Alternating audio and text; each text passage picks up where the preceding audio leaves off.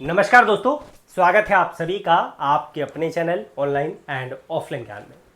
देखो भाई, वीडियो में आगे बढ़ने से पहले एक चीज़ मैं क्लियर करूंगा। आप में से कुछ छात्र ऐसे होते हैं जो बहुत समझदार होते हैं। नोटिफिकेशन को देखने के बाद, अच्छे से पढ़ने के बाद उनको चीज़ें अच्छे तरीके से समझ आ जाती है। नहीं आती तो वीडियो ढूंढ ढांड कर वेबसाइट पर जाकर वो चीज़ों को क्लियर कर लेते हैं। लेकिन आप में से कुछ साथी ऐसे हैं जिनको चीज़ें वर्बली हमें बताने पड़ती है। अगर उनको नहीं बताते तो उनके पॉइंट्स क्लियर नहीं हो पाते, फिर वो असमंजस की स्थिति में रहते हैं कि हम इसका फॉर्म फिल कर पाएंगे या नहीं कर पाएंगे। और पिछले 8-9 साल से मैं यही कर रहा हूँ, आप लोगों की समस्याओं का निपटारा और आप लोगों को समय समय पे गाइडेंस प्रोवाइड कर रहा हूँ, ताकि आप लोगों को किसी फॉर्म को फिल करने में फ्यूचर में कोई समस्या आती है तो वो करने में दिक्कत ना है। ठीक है, आगे बढ़ने से पहले मैं एक इंपॉर्टेंट चीज़ आपकी क्लियर करना चाहूँगा। अगर आपके ITI या अप्रेंटिस डॉक्यूमेंट में किसी भी तरीके की गड़बड़ है, आप उसको करेक्ट करवा लीजिए पहले से ही, क्योंकि BHEL बख्शेगा नहीं, BHEL रिजेक्ट कर देता है भाई। 14 से 21 दिन का टाइम देगा। अगर डॉक्यूमेंट में गड़बड़ हुई वहाँ पर तो उस टाइम पे आपको बाहर का रास्ता दिखा देगा, अगर आप समय से पहले वो डॉक्यूमेंट ठीक नहीं करवाते। अगर आपको डॉक्यूमेंट ठीक नहीं करने आते तो डिस्क्रिप्शन में एक वीडियो दे रखी है, आप वो देख लेना, क्या प्रोसेस है, थोड़ा आपको समझ भी आ जाएगा कैसे आप लोग करेक्शन अपना करवा सकते हैं। कुछ और चीज़ें, कुछ भाइयों को पॉइंट क्लियर नहीं थे कि सर जी SCVT से फॉर्म फिल कर सकते हैं या नहीं कर सकते, मैंने परसों क्लियर कर दिया आपका। ठीक है। दूसरा, कई बच्चे ये बोल रहे हैं कि सर जी हमारी जो अप्रेंटिस है अभी वो रनिंग में है, लेकिन हमारी अप्रेंटिस 1 अक्टूबर से पहले कंप्लीट हो जाएगी, सर्टिफिकेट उससे पहले आ जाएगा। तो बहुत अच्छी बात है, आप फॉर्म फिल कर सकते हैं एज पर दी नोटिफिकेशन, जैसा डिपार्टमेंट ने बोला है। ठीक है। कई बच्चे बोल रहे थे कि सर जी ये जो ट्रेड यहाँ पे लिस्टेड है इसके अलावा कोई और ट्रेड को भी मौका दिया है क्या? नहीं भाई, RAC वाले परेशान थे, डीजल मैकेनिक परेशान थे, तो भाई अगर मैकेनिकल में आते तो आपकी ट्रेड का नाम यहाँ पर मेंशन होना चाहिए था, आप लोग फॉर्म नहीं फिल कर पाएंगे। ठीक है, तो ध्यान रखना, जो ट्रेड एप्लीकेबल है वो डिपार्टमेंट ने नोटिफिकेशन में लिस्ट करके आप लोगों को दे रखी है। एक चीज़ और, परसेंटेज से रिलेटेड भी आप लोगों को कन्फ्यूजन थी, मैं परसेंटेज वाला आप लोगों को समझा देता हूँ। तो भाई ये जो परसेंटेज है ना आप लोगों की, ये सिर्फ आप लोगों की एप्लीकेबल होगी आपके जो ITI है और आप लोगों का जो NSE है उस पर। आपकी परसेंटेज आपकी 10th क्लास पर एप्लीकेबल नहीं होगी, इस चीज़ का ध्यान रखना। मतलब ये जो 60% मार्क्स जनरल और OBC से ITI में है तो फॉर्म फिल कर सकते हैं, अगर SC ST से हैं तो आपके 55% पे भी काम हो जाएगा। ठीक है, सेम चीज़ इस पर एप्लीकेबल होती है। लेकिन कई बच्चे बोल रहे थे कि सर जी हमारे 47% है जो है 10th क्लास में, हमारे 33% है 10th क्लास में, हमारे 34% है, लेकिन हमारे ITI और NSE में जो है यहाँ पर 60% है, जो डिपार्टमेंट ने मांगा है मतलब वो है। क्या हम फॉर्म फिल कर सकते हैं? तो हाँ जी, आप फॉर्म फिल कर सकते हो। ये जो परसेंटेज का क्राइटेरिया ये आपका एप्लीकेबल है ITI पर और आप लोगों का यहाँ पर NSE पर। कई बच्चों का सवाल था कि सर जी NSE हमारा प्राइवेट विभाग से है, लेकिन हमारे पास सर्टिफिकेट वही है जो अप्रेंटिस पोर्टल से डाउनलोड होता है। हाँ जी, आप कर सकते हैं, चाहे गवर्नमेंट हो चाहे प्राइवेट हो, भारत का कोई सा भी विभाग है, आप लोग फॉर्म को फिल कर सकते हैं। कई बच्चों ने बोला कि सर जी एक और चीज़ हमने देखी थी, उसमें नोटिफिकेशन में अगर हम पढ़ेंगे तो वहाँ पर एक चीज़ थी जिसमें बोला गया है कि कई बच्चे जो है इसका एग्ज़ाम नहीं देंगे, डायरेक्टली उनका स्किल टेस्ट होगा, फिर मेडिकल होकर सिलेक्शन हो जाएगा। तो भाई मैंने एक चीज़ आपको बताई थी, जब मैंने 17 मिनट की वीडियो आपके लिए बनाई थी उसमें आपको क्लियर किया था, वो चीज़ उनके लिए एप्लीकेबल है। एक स्किल कॉम्पिटिशन होता है भारत सरकार की तरफ से, ठीक है, वर्ल्ड वाइड। अगर आप उसमें पार्टिसिपेट करते हैं और अगर आप जीत जाते हैं या रनर अप रहते हैं तो फिर जो है आपको वो मौका दिया जा रहा है जो BHEL के फॉर्म में मेंशन्ड है। ये एक अच्छा मौका है, लेकिन हमारे देश में कई डिपार्टमेंट ऐसे हैं जो आप लोगों तक इन्फॉर्मेशन पहुंचने ही नहीं देते इस चीज़ की कि क्या हमारे देश में किस चीज़ का कंपटीशन चल रहा है अप्रेंटिस वाले छात्रों के लिए। वो अप्रेंटिस वालों के लिए ही होता है, और भी कैटेगरी के स्किल वाले बच्चे होते हैं, लेकिन जो PMKVY योजना में जाके जो है करते हैं, अपना एडमिशन लेते हैं, उनके लिए भी एप्लीकेबल होता है। लेकिन ये आप लोगों को जो है आपके अप्रेंटिस जो करवाते हैं, एस्टेब्लिशमेंट करवाते हैं, उनको समझाना चाहिए। पता नहीं आप लोगों को क्यों नहीं समझाते। बहरहाल क्या करते हैं, अब हम आते हैं अपनी इन्फॉर्मेशन पे। एक और चीज़ देखो, कई बच्चों को कन्फ्यूजन थी कि सर जी हम नोट्स नहीं ले पा रहे, कहाँ मिलेंगे? तो भाई एप्लीकेशन डाउनलोड करो, डिस्क्रिप्शन में है। डिस्क्रिप्शन में जाते ही आपको एप्लीकेशन डाउनलोड करके रजिस्टर करके इस पर क्लिक कर देना है, ऑल कोर्सेज पे। ऑल कोर्सेज पे जैसे ही क्लिक करेंगे आपके सामने सारे ये ट्रेड वाइज कंटेंट आ जाएगा। 50% डिस्काउंट है। ठीक है, आज 14 तारीख हो गई, परसों 15, फिर 16 तारीख तक है। 17 तारीख से ये डिस्काउंट आपको देखने को नहीं मिलेगा, फिर जो कोर्स का प्राइस है उतने में ही मिलेगा। हैंड रिटन की जो वीडियो है नोट्स की वो मैं अलग से आप लोगों के लिए बनाऊंगा, उसके लिए थोड़ा वेट करो। कई बच्चे बोल रहे थे कि सर जी हमें हैंड रिटन नोट्स चाहिए, एक बार क्लियर कर दीजिए।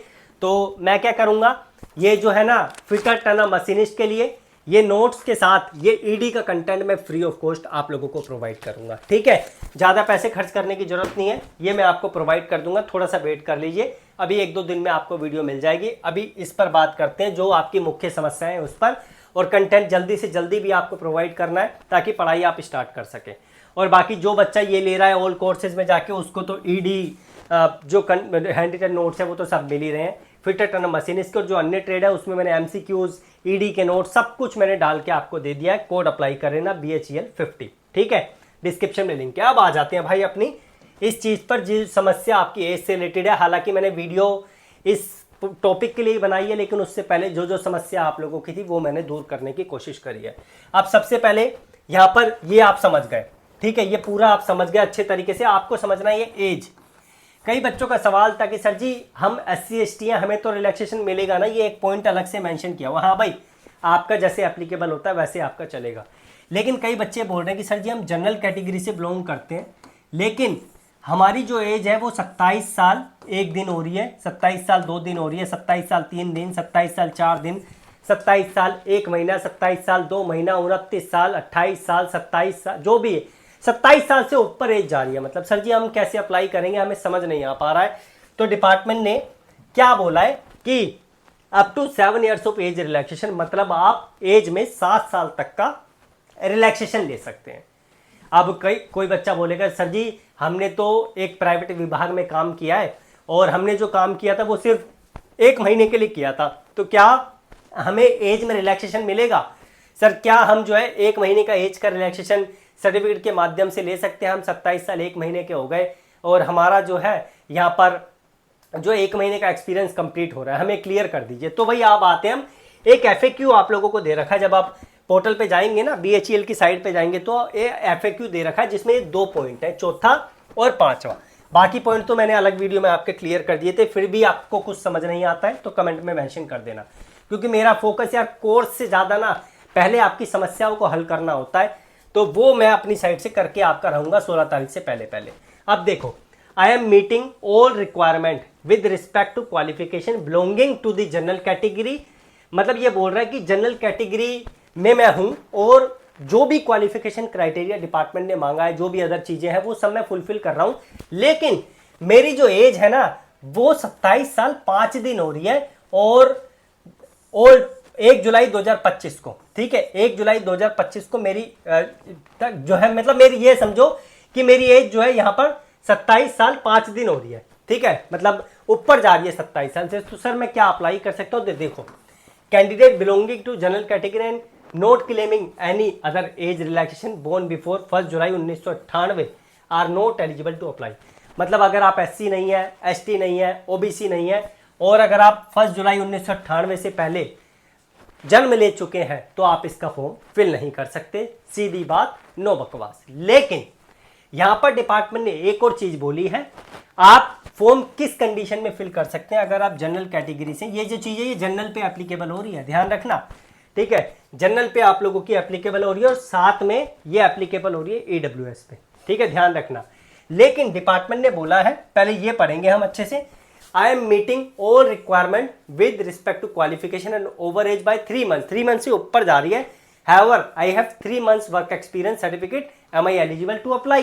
तो यहाँ पर ये बोल रहा है कि सर हम जो है 27 साल से ऊपर जा रहे हैं, हमारी जनरल कैटेगरी, क्या हमारे पास 3 महीने का सर्टिफिकेट है एक्सपीरियंस का, क्या हम अप्लाई कर पाएंगे? तो इसकी जो सॉल्यूशन है यहाँ पर लिखा है, ये बोल रहा है age relaxation account of experience to candidate shall be given for minimum 6 महीने। अगर आप 27 साल 1 दिन के हो रहे हैं, 27 साल 2 दिन के हो रहे हैं, 3 दिन के हो रहे हैं, 4 दिन के हो रहे हैं, 1 महीने के हो रहे हैं, 2 के, 3 के, 4 के, 4.5 के, 5 के, लेकिन डिपार्टमेंट ने आपको बोला कि आपके पास इस एज के बेनिफिट को लेने के लिए आपके पास मिनिमम 6 महीने का एक्सपीरियंस सर्टिफिकेट होना चाहिए। अब रिलीवेंट फील्ड तो डिपार्टमेंट ने नहीं लिखा, इट मीन्स कि एक्सपीरियंस आपका किसी अच्छे डिपार्टमेंट का है, चाहे वो प्राइवेट हो चाहे आपका गवर्नमेंट हो, वो आपका चल जाएगा, ठीक है। अगर रिलीवेंट हो तो बेहतर है ताकि आगे कोई दिक्कत ना आए। तो 6 महीने का यहाँ पर जो है आपके पास मिनिमम एक्सपीरियंस होना चाहिए। अगर आप यहाँ पर जो है एज का रिलैक्सेशन लेना चाहते हैं जनरल कैटेगरी से। ऐसी कंडीशन मैंने कहीं पर देखी नहीं है, BHEL ने बहुत अच्छा किया है ऐसे बच्चों के लिए जो लंबे समय से प्राइवेट विभाग में काम कर रहे थे और नौकरी का वेट कर रहे थे। मतलब आप ये समझिए 27 साल है, 27 साल में आप 7 साल और जोड़ दीजिए, जिसके पास 7 साल का एक्सपीरियंस है मैक्सिमम, वो जो है मतलब 7 साल तक का जो है यहाँ पर बेनिफिट ले सकता है। तो आपके सामने ये कंडीशन है। अब यहाँ पे जो है service up to maximum of 7 years, ठीक है, ये आप लगा सकते हैं। तो आपके लिए अच्छा एक डिपार्टमेंट ने आपको मौका दिया है। मैं तो कहूँगा अन्य डिपार्टमेंट को भी ऐसी चीज़ें करने चाहिए ताकि जो बच्चे ओवर एज हो जाते हैं, किसी और डिपार्टमेंट में काम करने लग जाते हैं प्राइवेट में, तो उनको ऐसे मौके मिल जाए। ठीक है, बाकी भाई इतनी ही चीज़ थी मेरे पास जो मैंने आपको बताई है। स्टिल कोई सवाल ऐसा जो बहुत ज़्यादा परेशान कर रहा है BHEL को लेकर, हालांकि मैंने सारे पॉइंट्स अब आपके क्लियर कर दिए हैं, स्टिल कोई सवाल आपको बहुत ज़्यादा परेशान कर रहा है तो कमेंट एक खुला दरबार है, आप जाइए अपने कमेंट मेंशन कीजिए। और बाकी कंटेंट ट्रेड वाइज मैंने आपको दे दिया है, जाकर आप लोग जो है लीजिए। ऐसे ऐसे MCQs आप लोगों को सारे डाल के मैंने आपको दे दिए सारे उसमें जो ट्रेड है, ताकि आप लोगों को अच्छा जो है यहाँ पर पढ़ने में शुरू से ही जो है चीज़ें रिलीवेंट लगे। और एक फाउंड्री मैन की ट्रेड है, इसमें MCQs जो मैंने अभी डाले हैं 450 के आसपास डाले हैं। बाकी मैं धीरे धीरे करके फाउंड्री मैन की ट्रेड का जो कंटेंट है वो और अपडेट करूंगा, तो इसके लिए थोड़ा पेशेंस रखना है। ऐसा नहीं है कि जितना कंटेंट वहाँ पे शो कर रहा है उतना ही मिलेगा, अभी और भी मिलेगा। ठीक है, मेरी कोशिश रही तो टेस्ट सीरीज भी आपको प्रोवाइड कर दूंगा, लेकिन इनको तो मैं सब प्रोवाइड कर रहा हूँ। वेल्डर का आप देखोगे इतना कंटेंट मैंने आपको दिया है, लगभग 5 से 7 हज़ार तो MCQs हैं। फिर ED भी मैंने आपको फ्री ऑफ कॉस्ट दे दिया है। उसके बाद वर्कशॉप कैलकुलेशन भी आपको दे दिया, मतलब सिलेबस के अनुसार जो कंटेंट है वो आपको दे दिया है, ताकि आप लोग जो है पढ़ाई में मजबूती लेकर आ सकें। और रीजनिंग का मैं टेस्ट सीरीज में कंटेंट डालूंगा ताकि आप लोग जो है वहाँ पर टेस्ट लगा सकें। ठीक है, बाकी जाइए डिस्क्रिप्शन से एप्लीकेशन डाउनलोड कीजिए। कोई समस्या और आती है तो कमेंट बॉक्स ओपन है, अपने सवालों को मेंशन कीजिए। धन्यवाद।